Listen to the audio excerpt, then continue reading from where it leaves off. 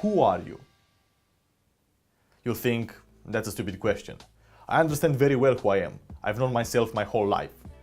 But when we stop and actually think about who we are for a minute, we may discover that our definition of ourselves may be completely wrong. Our goal with this program is to develop ourselves.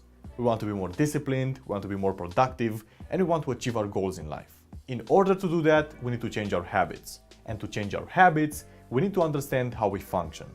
This may be a weird episode for some of you, but keep an open mind and think about it. So let me ask you one more time. Who are you? Your first response may be, well, I'm Radu Antonio. No, Radu and Antonio are two names. Other people in Romania are called Radu Antonio. Other people in your country have your name. That doesn't make them you. Alright, then you say, well, then this is me. That's your physical body. But does it make you who you are? Let's think about it.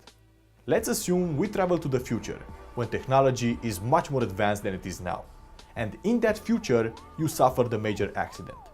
To save your life, doctors would replace some of your body parts. Your arms, legs, heart, lungs, liver, blood, facial tissue, and eyes would be replaced with replicas that look and feel exactly as the originals. When you woke up from the operation, would you no longer be you? I think you'd agree that you'd most likely be the same. You may not even realize something has changed until the doctors told you. Let's think of a different hypothetical scenario. What if by some advanced process, an evil future scientist could take out your brain completely intact and put it into an android that looks and feels exactly like your body? So when you woke up, you'd see your biological body on a table next to you. It would be absolutely terrifying. But would you say you are your body that's on the table or the one that's watching your body? You'll say, okay, then I'm not my body, I'm my brain. Where my brain goes, I go. Let's put it to the test. Let's say we're 500 years in the future. People have colonized Mars and have invented a teletransportation machine, something that can transport you over long distances at the speed of light. You live in New York City, but you work on Mars in a factory, and you go there every day using teletransportation. It works like this. You go into a small room that destroys all your cells while also recording the precise location of every atom in your body. Then, your body's information is sent to Mars to an arrival chamber. That machine uses the data to reform your entire body from other atoms and genetic material. When it's finished, you walk out of the chamber on Mars looking and feeling exactly how you did back in New York City. You've been doing this every day for the last 5 years, and there was never a problem. But one day, you walk into the machine in New York and your body gets scanned, but you don't appear on Mars. Nothing happens. You walk out to report the machine is broken and you need to use a new one. But the staff reports the machine actually worked. It scanned your body successfully and sent the information to Mars. It's just that the cell destroyer didn't work. You're shown a live video of you walking to work on Mars.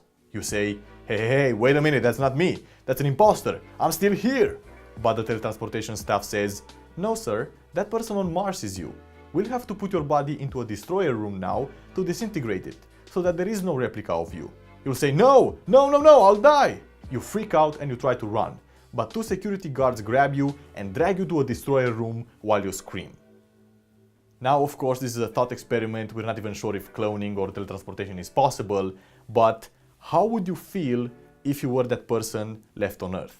Why would you scream when the 2 security guards dragged you to the destroyer room? That person on Mars has the exact same body, brain, and memories like you.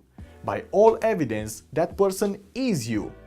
So why would you freak out when you were accused of being the replica? Deep down, you know there is something else that makes you you, apart from your body and brain. You don't care if the version of you on Mars lives. You know that once they destroy your cells, it will be the end of you. You won't wake up in his body.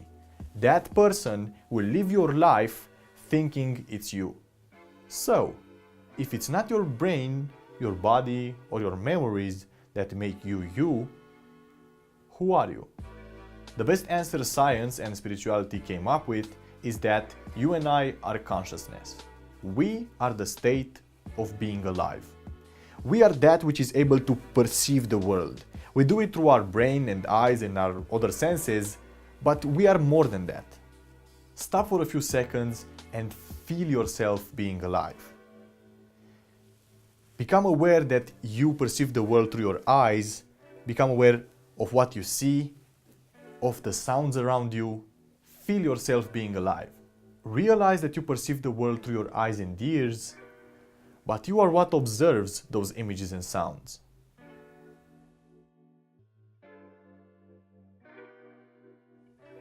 But now you probably wonder, what does this have to do with being disciplined? It's very important.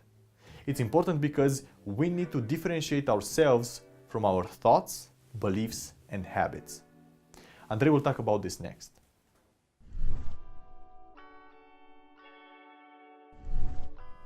Many people say things like, I'm shy, I'm lazy, I'm not creative. The problem with saying that is they make a limiting belief part of their identity. They confuse who they are with something they do or say. If we believe a habit we don't like is a part of who we are, we have no hope of changing. Your mind may not be disciplined. Your current mental attitude may make you shy, but those traits are not who you are. In my seminars, when I ask people who they are, the most common answer I get is, I am my thoughts. That's the problem. What if you think you're a loser? What if you think you're not good enough to have a relationship? What if you think you can't lose weight? Does that mean that's part of who you are and you can never change? No, we think with our brain, but we are not our thoughts. We are what observe those thoughts. Think about it. If you can observe what you think, then there must be an observer.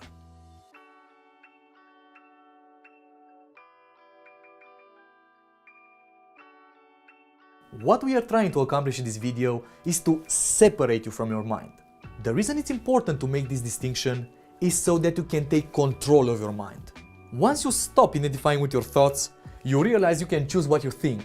The mind controls the body. This means that if you choose what you think, you also choose how you act. This illustration expresses the concept perfectly. You are the driver, your mind is the steering wheel, and the car is your body. You can direct the mind whenever you want, and then the mind will direct the body. When you realize this truth for yourself, your mind will get out of the way, and you will live from a higher perspective. This will give you freedom over your actions.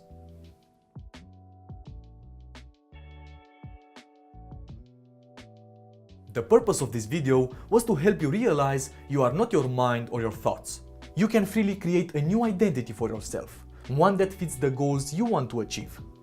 In the next parts of the program, you will learn how to become aware of your thoughts, choose them, and in doing so, change your habitual behavior.